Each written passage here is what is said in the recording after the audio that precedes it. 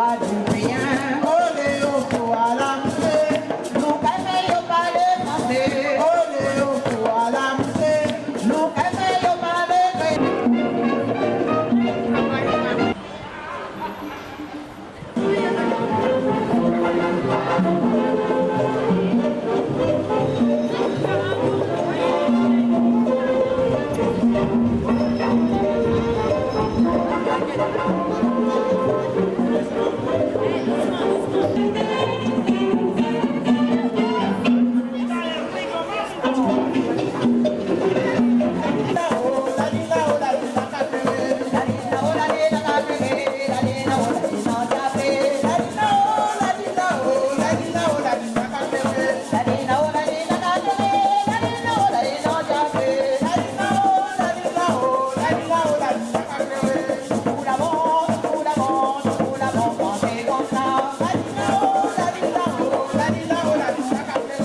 Chers élus, chers publics, chères Île-Dionysiennes, chers Île-Dionysiens, chers collégiens, chères collégiennes.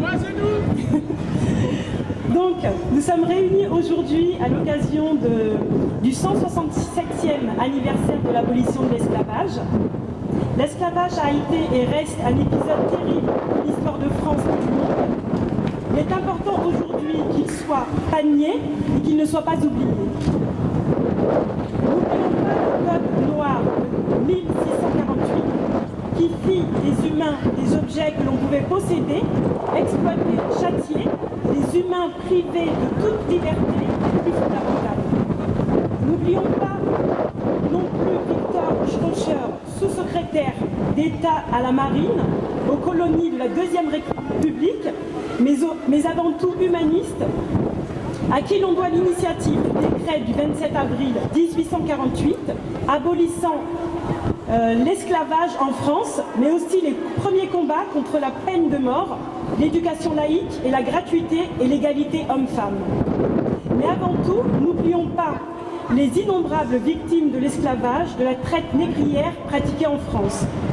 Durant plus d'un siècle, de la fin du XVIIe siècle au début du XIXe siècle, les navires négriers, partis du seul port de Nantes, furent responsables de la déportation de 5 millions de personnes, toutes originaires de l'Afrique de l'Ouest. Après avoir quitté les côtes françaises, les bateaux échangés en Afrique, et notamment sur la tristement célèbre île de Gorée au Sénégal, des marchandises de faible valeur contre des esclaves. Ils repartaient ensuite vers les Amériques pour vendre ces esclaves sur des îles caribéennes comme Sainte-Anne, et ce en échange de rares et de chères denrées du Nouveau Monde. Beaucoup de ces hommes et femmes mouraient durant le voyage. L'Europe est responsable dans son ensemble de la déportation de 13 millions d'Africains devenus esclaves au cours de ce macabre commerce. Au-delà d'un simple devoir de mémoire, ce souvenir est nécessaire, car au sein d'une ville métissée telle que l'île Saint-Denis, cette mémoire fait le lien entre le passé dramatique et notre pays et notre avenir résolument multiculturel et métissé. Gardons en mémoire, à l'esprit, le 10 mai 2001, pour la première fois, l'État européen avait participé à l'esclavage, à la traite négrière, à l'extermination des Amérindiens, approuvé une loi, la loi dite loi Taubira, qui reconnaît l'esclavage et la traite négrière comme crime contre l'humanité.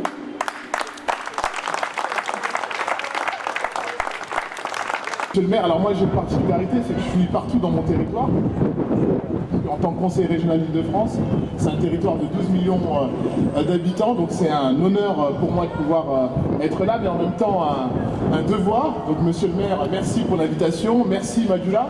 Je le disais tout à l'heure en aparté à monsieur le maire, Madjula, elle réussit un défi, c'est qu'en fait finalement elle arrive à faire en sorte que l'île Saint-Denis soit reconnue sur un plan international, et je pèse encore mes mots, puisque tout le monde aujourd'hui connaît l'île Saint-Denis en partie grâce à Madjula, et je retrouve un certain nombre d'acteurs associatifs, un certain nombre d'intervenants qui finalement on se croise sur un certain nombre d'actions. Donc elle a réussi ça et donc je voulais l'en féliciter. Et si elle a réussi ça, c'est aussi parce qu'elle a la confiance du maire. Donc monsieur le maire et son équipe, vous félicitez. Bien évidemment remercier et en tout cas saluer l'ensemble des intervenants, ceux qui ont tout à l'heure nous ont livré le spectacle. L'association Esprit d'Ébène que je connais bien et j'y reviendrai tout à l'heure pour l'exposition qui est extrêmement importante. Alors un mot sur un plan institutionnel, la région Île-de-France, bien évidemment je l'ai dit tout à l'heure, c'est une de nos préoccupations de pouvoir à un moment donné être à la hauteur de l'ensemble de ces événements-là. On parle bien d'un crime contre l'humanité. Depuis la date anniversaire de cet événement-là, il s'agit de pouvoir faire vivre sur le plan politique, au sens noble du terme, ces principes, cette question-là. Et la question de l'abolition de l'esclavage, on le voit aujourd'hui, c'est une question dans un contexte politique qu'on connaît, qui est extrêmement sensible, parce qu'on a souvent des questionnements où on peut se poser des questions. Alors ceux qui disent pourquoi commémorer à un moment donné ces événements-là, est-ce que c'est pas de la repentance? Je crois que c'est tout simplement à un moment donné pour que les gens n'oublient pas ce qui s'est passé. Et quand on voit aujourd'hui ce qui se passe sur le plan politique, sur le plan général, de manière générale, c'est important que nos enfants, que les populations puissent savoir ce qui s'est passé. Et l'île Saint-Denis, et c'est aussi important d'être là, parce que l'île Saint-Denis, et Majula l'a dit tout à l'heure dans son intervention, a joué un rôle malheureusement extrêmement important sur cette question-là. Et le rôle aujourd'hui que monsieur le maire mène, notamment auprès des institutions européennes, est extrêmement important compte tenu du rôle que l'île Saint-Denis a pu jouer, bien évidemment, malheureusement, mais il faut pouvoir le dire. Durant des siècles, des millions d'êtres humains, d'enfants, d'hommes et de femmes furent enchaînés, déportés d'un continent à l'autre, battus, asservis. Durant des siècles, des hommes ont exploité d'autres hommes dans la plus grande impunité. On leur confisqua tout, leur dignité, leur liberté, leur joie, leurs espérances jusqu'à leur vie. On en fit du bétail, et leurs enfants aussi. Les maîtres de l'époque avaient sur ces individus tous les droits. Ils avaient le choix du châtiment, allant du coup de fouet à l'enfermement dans les cages, au droit d'aliénation le plus sauvage. On alla même jusqu'à dresser des chiens pour surveiller ces hommes, qui subissaient le traitement que l'on aurait du mal aujourd'hui à infliger à notre animal de compagnie. Pendant de nombreux siècles, le continent africain fut le théâtre de l'abomination abjecte de l'emprise des pays européens sur leurs colonies. Cet esclavage fut pire encore que tous les autres, en ce qu'il cherchait, en plus de la domination, à introduire le principe de race humaine inférieure. Aboli après la Révolution française et rétabli en 1801, l'esclavage perdura encore, presque un demi-siècle. Interdite en 1830, la traite continua en contrebande, en toute impunité. Il ne faut jamais oublier que l'abolition de l'esclavage vient de la révolte des esclaves eux-mêmes et qui ont su faire bouger les esclavagistes. Et Toussaint Louverture est le héros de cette lutte à Saint-Domingue, aujourd'hui coupé entre Saint-Domingue et Haïti, et qui a mené le combat de 1791 jusqu'à l'indépendance de ce pays, en 1805-1806 par là, et qui a obtenu, avant même que la reconnaissance internationale commence à s'intéresser au sujet, qui a obtenu l'indépendance par l'organisation et par la lutte de l'ensemble des peuples qui étaient soumis. N'oublions jamais que ceux qui sont responsables de nos malheurs, il y en a beaucoup, mais c'est nous qui sommes responsables de notre bonheur.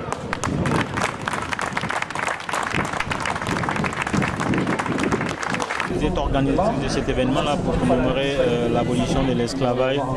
Qu'est-ce qui vous a guidé à vous impliquer dans cet événement?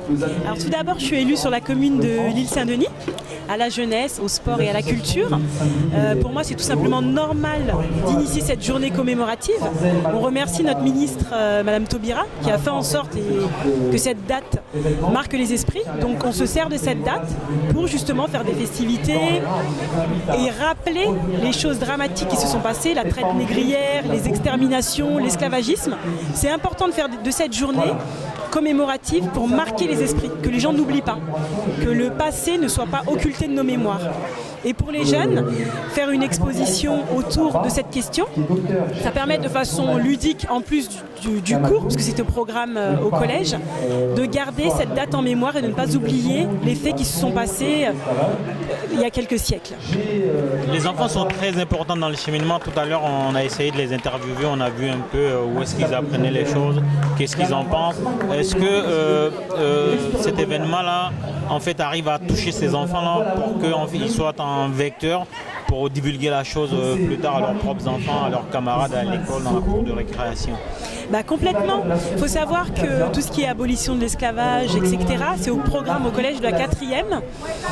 Donc, ils l'apprennent avec leurs enseignants, qu'on remercie pour le travail qu'ils font. Et nous, on ne fait que contribuer. C'est-à-dire que réinstaurer une date commémorative, les amener à venir, à participer au débat, leur donner la parole, poser des questions sur ce qu'ils auraient compris et pas compris, c'est une façon de passer le témoin, de leur communiquer ce qui s'est passé et qu'ils puissent le transmettre plus tard à leurs enfants, partager avec leur famille, leurs amis, etc. Donc nous, que les jeunes soient présents aujourd'hui, c'était très très important.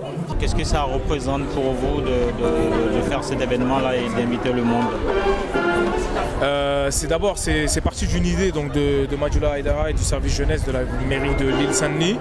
Et à partir de là, on en a parlé et on trouvait justement assez intéressant de montrer cette exposition qui concernait les diasporas africaines et de faire un parallèle, un focus entre l'esclavage et la problématique des diasporas aujourd'hui, notamment sur le territoire français. Beaucoup disent que on est sous une forme d'esclavage économique, on est encore tenu en laisse, etc., etc. Voilà. Ali Soumaré, vous êtes conseiller régional d'Île-de-France, donc vous êtes un peu dans l'exécutif. Est-ce que vous pensez que les choses sont faites suffisamment pour que le maximum de gens apprennent ce qui s'est passé, ce qu'a vécu le peuple noir à travers des siècles? Il y a du progrès depuis la loi de 2001 à aujourd'hui. Il y a du progrès, mais il y a encore des marges et il y a encore besoin de faire encore plus d'efforts. Alors on voit quasiment dans toutes les villes. Moi je vois aujourd'hui, j'ai été invité dans pas mal de villes. Demain j'ai encore pas mal d'invitations, donc ça bouge. Alors qu'il y a quelques années, il n'y avait pas forcément autant de mouvements, mais je crois qu'effectivement, vous parlez d'exécutif ou en tout cas de nous constructeurs de politiques publiques, on a encore des efforts à faire pour construire des politiques publiques qui permettent justement d'aborder ce type de questions-là. Nous, la région, aujourd'hui, on a signé une convention importante avec le CREFOM, qui est l'instance qui regroupe l'ensemble des ultramarins en France et en Île-de-France, mais ça suffit pas. Ça suffit pas parce que je le disais tout à l'heure dans mon intervention, cette question-là, elle n'est pas réservée, elle ne doit pas être réservée aux ultramarins. Certes, les ultramarins sont concernés, mais d'abord c'est l'ensemble des citoyens français, l'ensemble des citoyens du monde qui sont concernés, mais l'opposition qu'on voudrait faire entre les diasporas africaines et les ultramarins, elle est de mon point de vue stupide.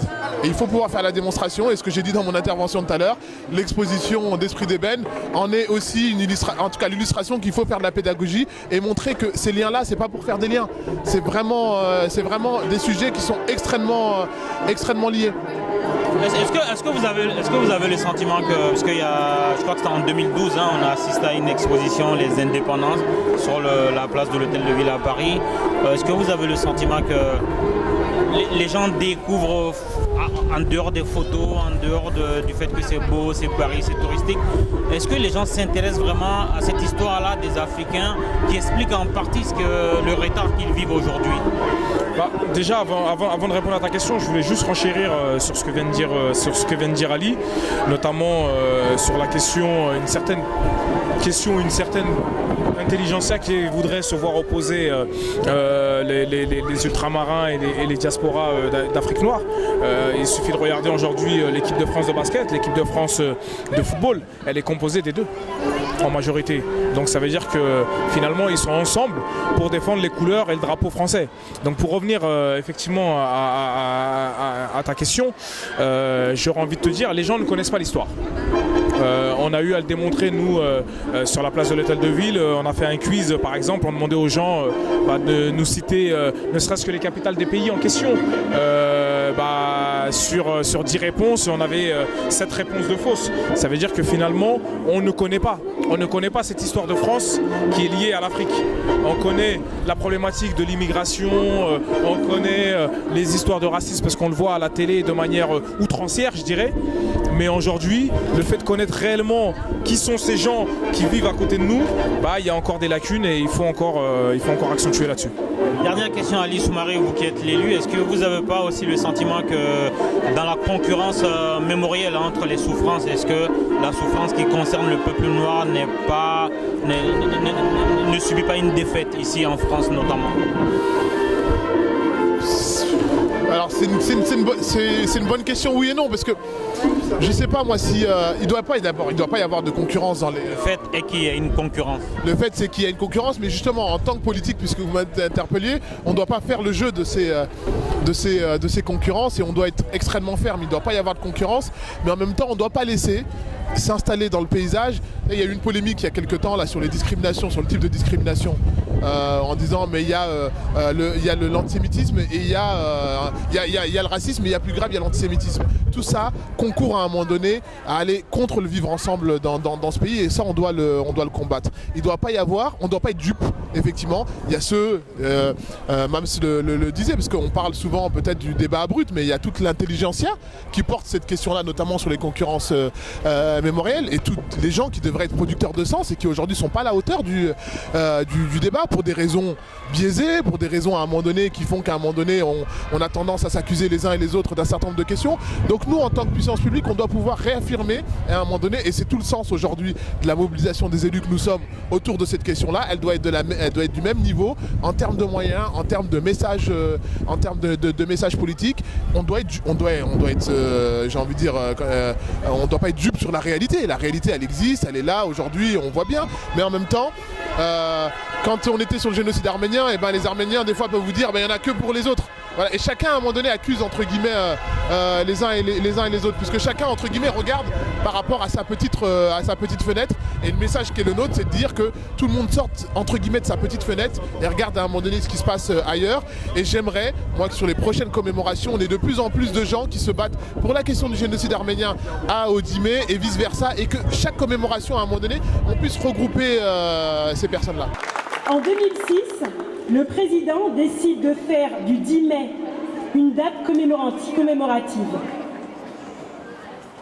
Le présent aujourd'hui nous rappelle toutefois que le combat pour l'égalité homme-femme ne saurait s'être terminé à l'abolition de l'esclavage.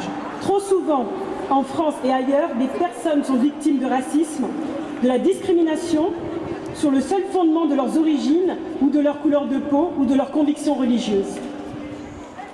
La mémoire et la connaissance de l'autre sont autant de moyens de mettre fin à ces discriminations. Ce souvenir permet de faire de ce triste événement une source de lien et de respect mutuel. Mais il est aussi nécessaire de mener des actions concrètes pour activer cette solidarité et pousser les citoyens à partager. 3 maires de 3 îles, donc l'île de Gorée au Sénégal, le maire Augustin Senghor, le maire Monsieur Garcin Malsa, maire de Sainte-Anne aux Caraïbes, et le maire ici présent Michel Bourguin. Ces 3 maires ont interpellé les instances européennes et l'ONU pour que les intentions se transforment en actes. Afin que les pays ayant pratiqué l'esclavage, la traite négrière et l'extermination des Amérindiens reconnaissent ces crimes contre l'humanité et se décident enfin à réparer.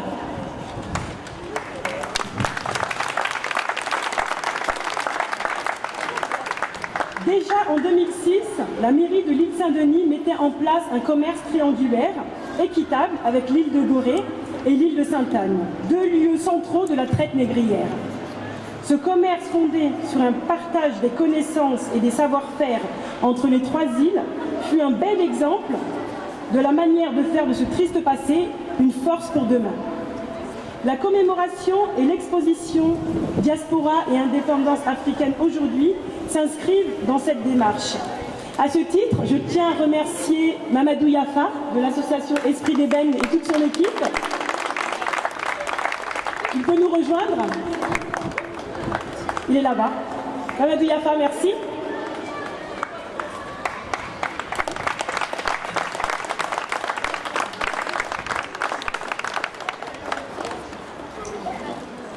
Je tiens également à remercier les personnes qui vont animer un débat, donc le docteur, chercheur et journaliste, Madame Aïssata Ba, elle peut nous rejoindre.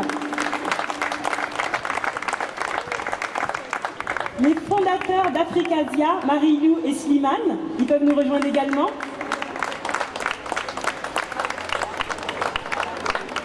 Les différents médias qui nous font l'honneur de transmettre cette action, qui sont ici présents, merci de les remercier. L'association Grain Café que nous avons vue en première partie.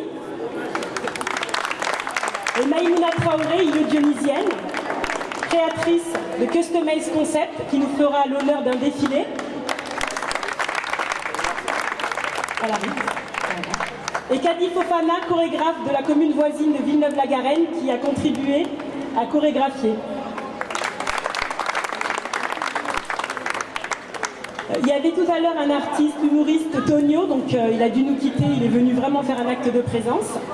Il y a également une élue, parce que vous avez vu, il y a un beau plateau d'élus que je remercie infiniment, et une élue d'Étampes qui peut nous rejoindre, Mamassi.